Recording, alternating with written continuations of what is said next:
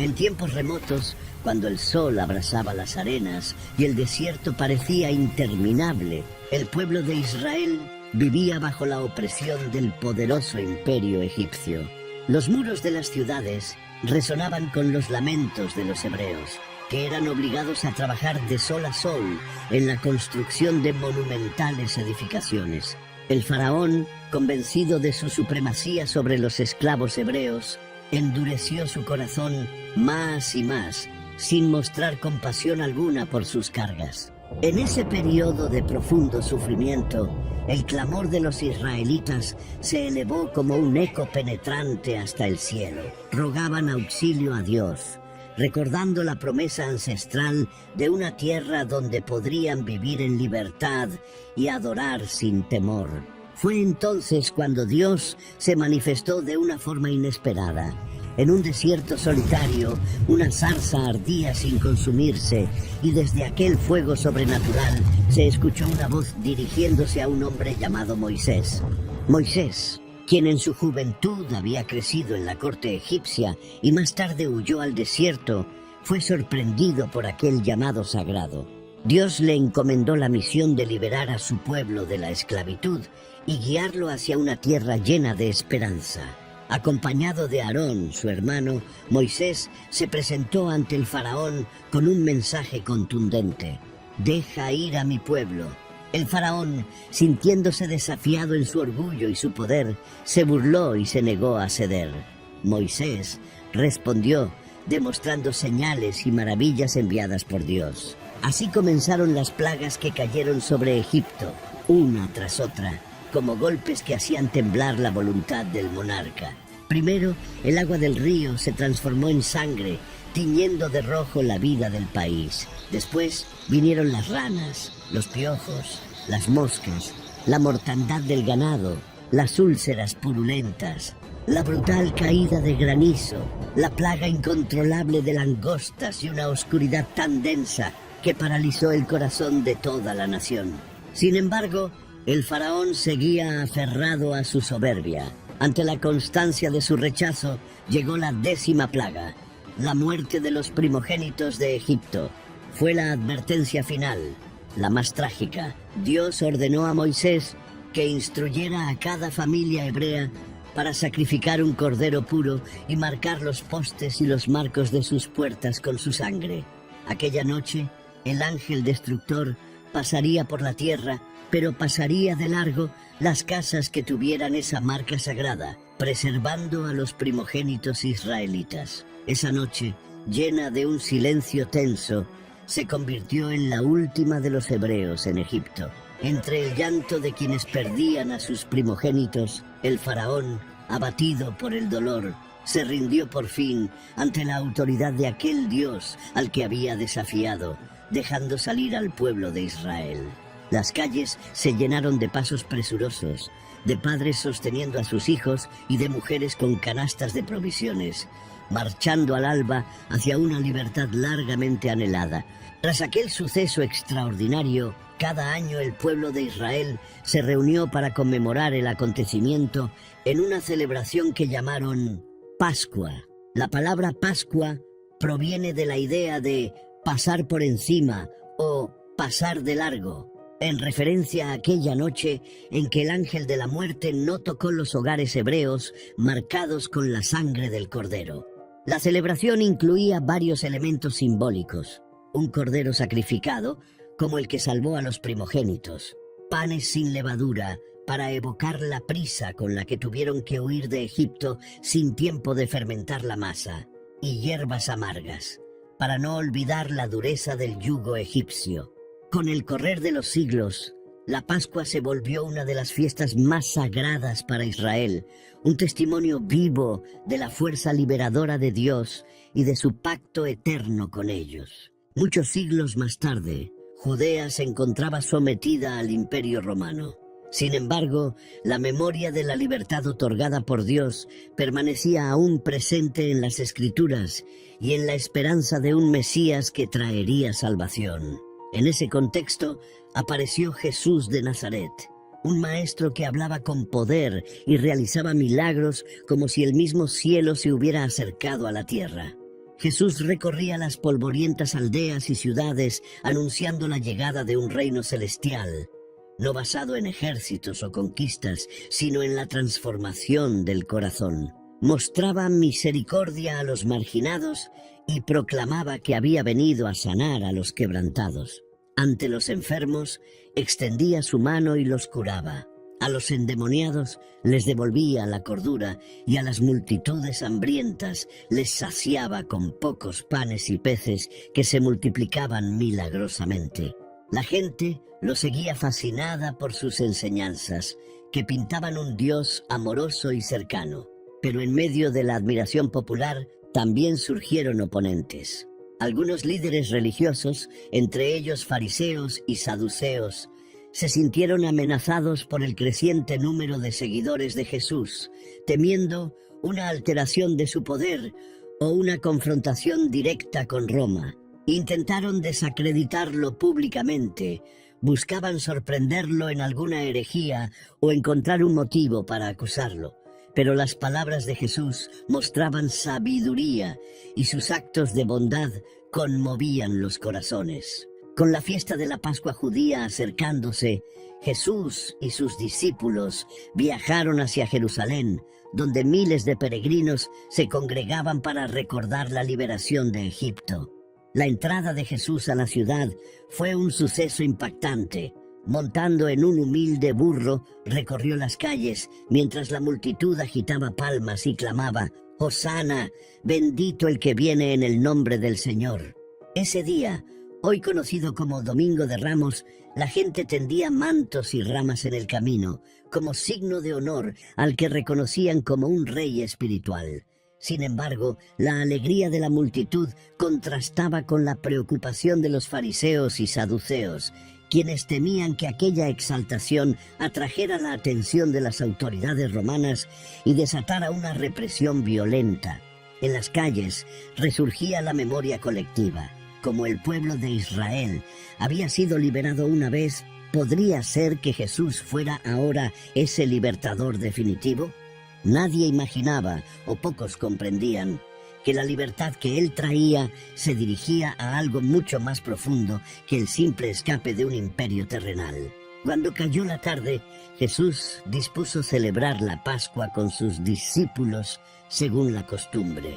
Arrendaron una habitación en la parte alta de una casa. El ambiente se sentía cargado de suspenso, como si algo trascendental estuviera a punto de suceder.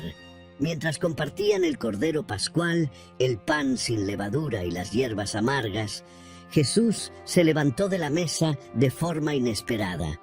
Tomó agua y una toalla y empezó a lavar los pies de cada uno de sus discípulos, un acto reservado al siervo más humilde de la casa.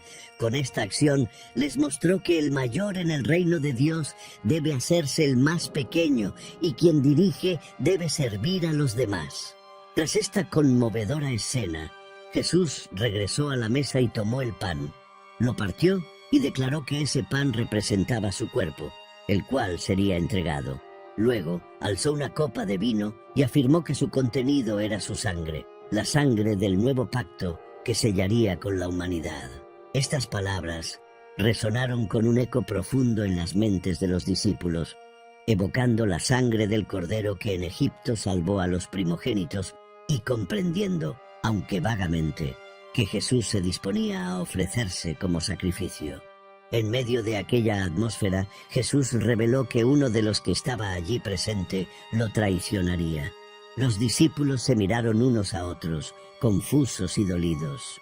Después de la cena, Judas Iscariote salió furtivamente a sellar su trato con los líderes religiosos, quienes necesitaban una oportunidad discreta para apresar a Jesús sin causar un tumulto en la ciudad. Concluida la cena, Jesús se dirigió con algunos de sus discípulos a un huerto llamado Getsemaní. Era de noche, y la luz de la luna se filtraba entre los olivos proyectando sombras. Allí, él se sumergió en la oración más intensa de su vida. El corazón le palpitaba con fuerza. El sudor le caía como gotas gruesas mientras suplicaba al Padre que, si era posible, evitara el trago amargo que le esperaba. Aún así, en su clamor, manifestó su total rendición a la voluntad divina. Sus discípulos estaban exhaustos y no lograron mantenerse despiertos mientras él oraba. De pronto, en medio de aquel silencio nocturno, irrumpió Judas con un grupo de soldados y guardias, armados con palos y espadas. En ese momento Judas, con un beso, señaló a Jesús para que lo arrestaran. Los discípulos, confundidos, contemplaron cómo su maestro era apresado y llevado ante los tribunales religiosos. La noche se hizo larga para Jesús. Estuvo primero ante los fariseos y saduceos que lo acusaban de blasfemia, pues afirmaba ser el Mesías, el Hijo de Dios. Aunque buscaban un delito que mereciera la muerte, no tenían autoridad legal para ejecutarlo. Por eso, lo entregaron a Poncio Pilato, el gobernador romano, esperando que él dictara la sentencia capital. Pilato, tras interrogar a Jesús, no encontró falta alguna que justificara la crucifixión, más al ver que la multitud pedía su muerte con insistencia y temiendo una revuelta, decidió ceder para proteger su posición política. Se lavó las manos simbólicamente en señal de que no asumía responsabilidad por aquel acto y, entre el bullicio descontrolado, autorizó la crucifixión. Los soldados condujeron a Jesús al patio donde lo despojaron de sus vestiduras. Lo azotaron con un látigo lleno de ganchos afilados. Trenzaron una corona de espinas y la clavaron en su frente, aparentando su título de Rey de los Judíos. La sangre brotaba de su frente y manchaba el manto púrpura con el que lo habían vestido, representando la peor de las humillaciones. A primeras horas del día, le hicieron cargar la pesada cruz sobre sus hombros adoloridos. Bajo un sol que apenas se asomaba, recorrió la ruta que lo llevó fuera de los muros de la ciudad, hacia un lugar llamado Gólgota, la calavera. La multitud se agolpaba para mirar, algunos con compasión, otros con indiferencia y no pocos con hostilidad. En la cumbre de la colina lo clavaron en la cruz, atravesando sus manos y pies, y lo alzaron entre dos malhechores. El dolor era insoportable, pero aún así Jesús pronunció palabras de misericordia. «Padre, perdónalos, porque no saben lo que hacen». Cerca de la hora sexta, una oscuridad cubrió la región, como si el mismo cielo lamentara aquel acto atroz. El velo del templo, símbolo del lugar santísimo, se rasgó de arriba abajo, indicando que algo sobrenatural sucedía. Jesús, sintiendo que su misión llegaba a su fin, exclamó con voz agonizante: «Todo se ha cumplido». Inclinó la cabeza y murió. Un terremoto estremeció la tierra. Uno de los soldados, asombrado por todo lo que veía, confesó: «Verdaderamente, este hombre era hijo de Dios». Al caer la tarde, José de Arimatea, un discípulo de Jesús, fue ante Pilato para pedir el cuerpo. Con ayuda de Nicodemo, lo bajaron de la cruz, lo envolvieron en lienzos con especias y lo llevaron a una tumba labrada en la roca, sellando la entrada con una enorme piedra. En la penumbra, varios guardias vigilaban el sepulcro por orden de las autoridades religiosas, que temían un posible engaño por parte de los seguidores del Maestro.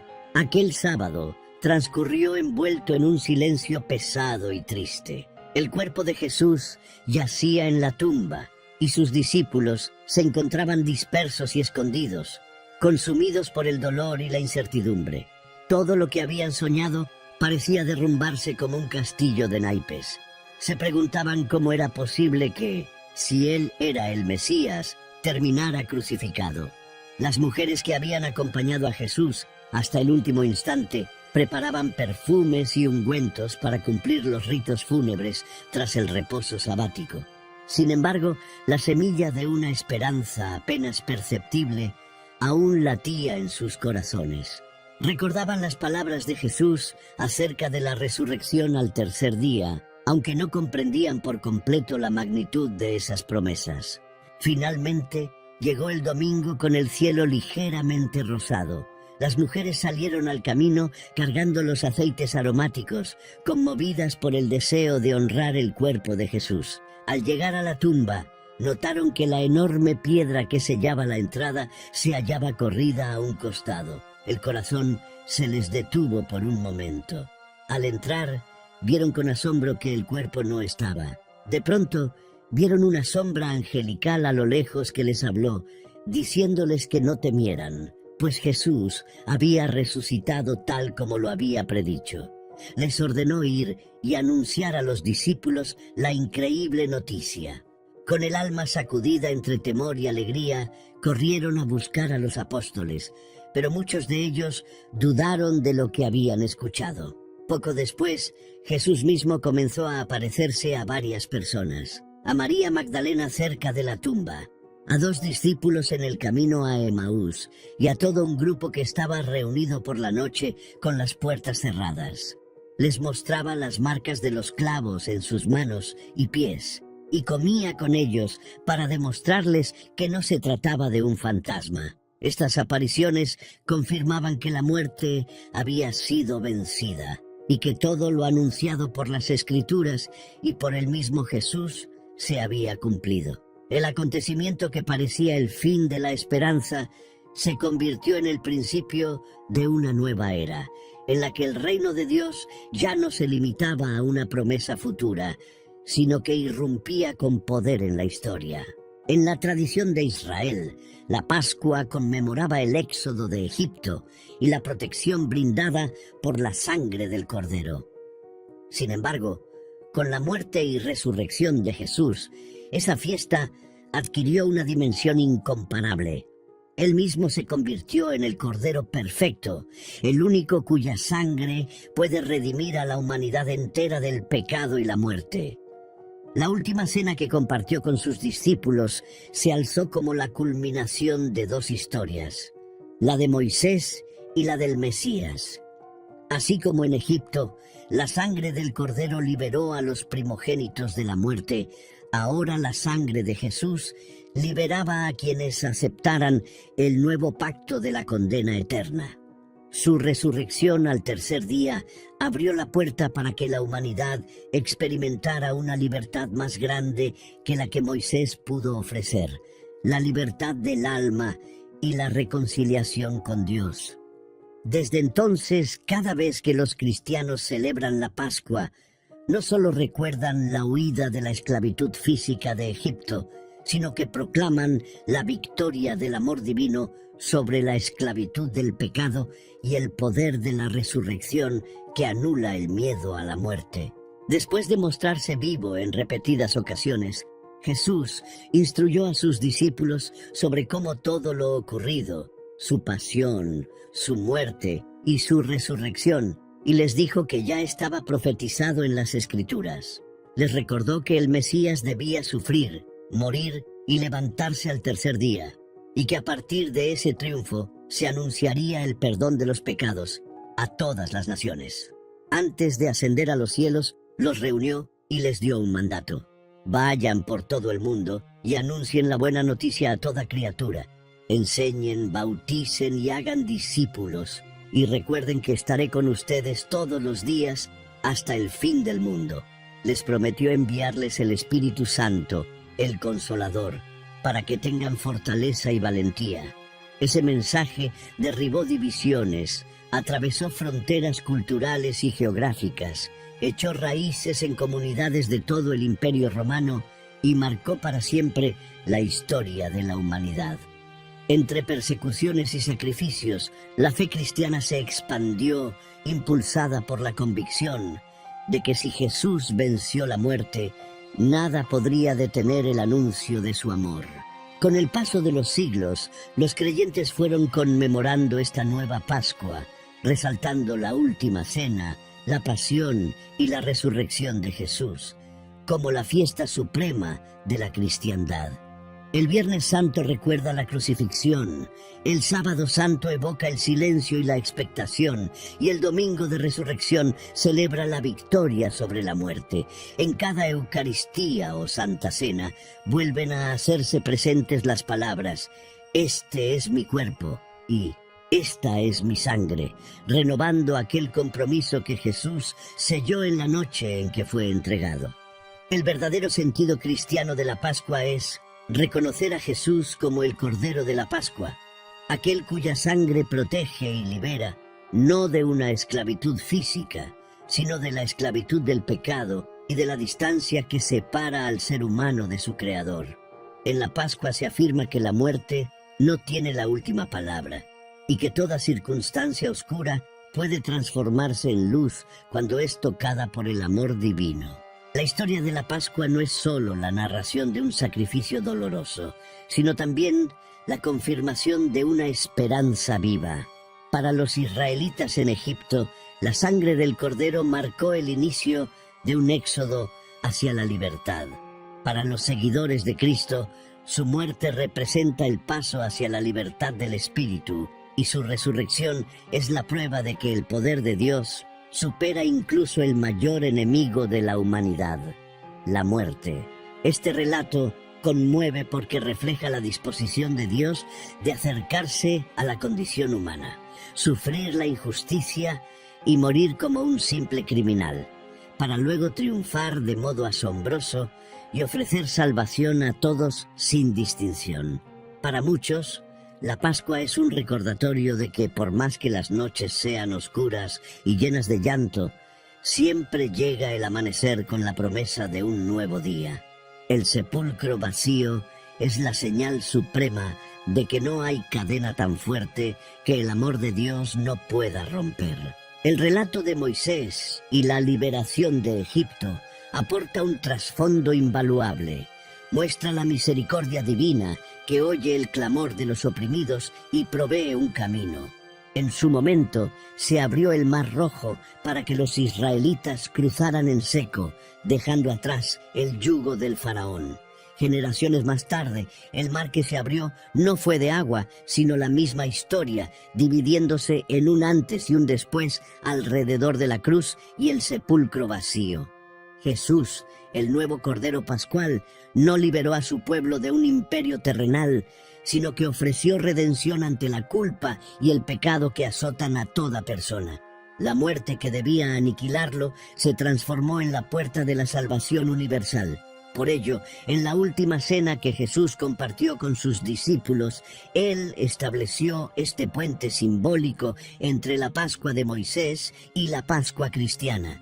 Así como en el Éxodo la sangre preservó la vida de los primogénitos, en la pasión de Cristo, su sangre abrió la ruta de una vida plena, colmada de gracia.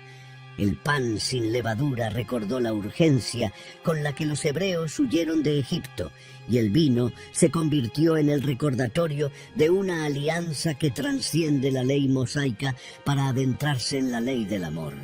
Los primeros discípulos llevaron este mensaje con fervor, enfrentando persecuciones y dificultades.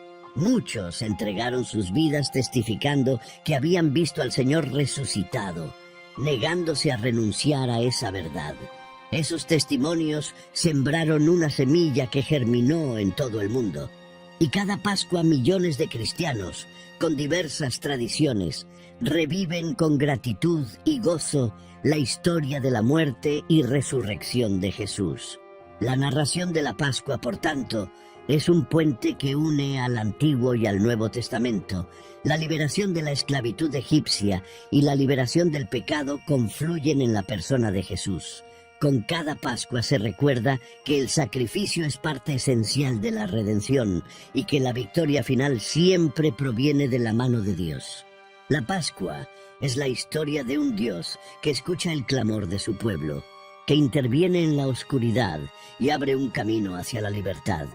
Desde la sangre del Cordero en Egipto hasta la sangre de Cristo en la cruz, es el relato de una redención que trasciende el tiempo. Es la noche de luto en Egipto y la madrugada en que la tumba quedó vacía. Es el peso de la cruz y el júbilo de la resurrección. es el sacrificio más grande y la mayor victoria, el amor venciendo a la muerte. Cada año, la Pascua nos recuerda que la esperanza nunca muere, que la luz siempre regresa y que cuando todo parece perdido, Dios ya ha preparado la resurrección. Es la prueba más hermosa de que en Él todo puede ser restaurado y la promesa inquebrantable de que la vida eterna nos espera. Señor Dios Todopoderoso, nos acercamos a ti con reverencia y gratitud, maravillados por la grandeza de tu amor. Desde el principio de los tiempos nos has mostrado que tú eres un Dios que escucha, que salva y que cumple sus promesas. Como libraste a tu pueblo de Egipto con mano poderosa, hoy recordamos que en Cristo nos has liberado del yugo del pecado y de la muerte. Padre, gracias, porque no nos dejaste en nuestra esclavitud, sino que enviaste a tu Hijo, el Cordero Perfecto, para abrirnos el camino de la salvación. Él cargó sobre sí el peso de nuestras faltas, sufrió el castigo que merecíamos y con su sangre nos dio vida. En su agonía en la cruz, llevó nuestras cargas, nuestros miedos, nuestras culpas y nuestras lágrimas. Pero en la madrugada de la resurrección nos diste la mayor prueba de tu poder. La muerte fue vencida y la esperanza resucitó. Señor, enséñanos a vivir con la certeza de que, así como guiaste a Israel por el desierto hacia la tierra prometida, también nos guías a nosotros a través de nuestras luchas y desiertos espirituales. Cuando sintamos que estamos atrapados entre el mar y el enemigo, recuérdanos que tú eres el Dios que abre caminos donde no los hay. Que nuestra fe no desfallezca cuando enfrentemos pruebas, sino que confiemos en que la cruz fue solo el preludio de la resurrección. Que cada día podamos caminar en la luz de Cristo, reflejando su amor y viviendo conforme a su verdad. Que no olvidemos que así como Israel celebró la Pascua en memoria de su liberación, nosotros hoy celebramos la Pascua con gozo porque la tumba está vacía y Cristo ha resucitado. Renueva nuestra fe, Señor, aumenta nuestro amor por ti. Despierta en nosotros un fervor por tu presencia y una pasión por compartir esta buena noticia con el mundo. Que vivamos cada día recordando que la muerte no tiene poder sobre nosotros porque hemos sido comprados con la sangre del Cordero. Y cuando lleguen los días oscuros, cuando las pruebas nos rodeen, cuando las lágrimas quieran nublar nuestra esperanza, recuérdanos, Señor, que la Pascua es la prueba de que siempre hay un tercer día, siempre hay un amanecer de gloria, siempre hay un Dios que tiene la última palabra. Hoy proclamamos con júbilo, Cristo ha resucitado, Él vive y con Él nosotros vivimos. A ti sea la gloria por los siglos de los siglos. Amén.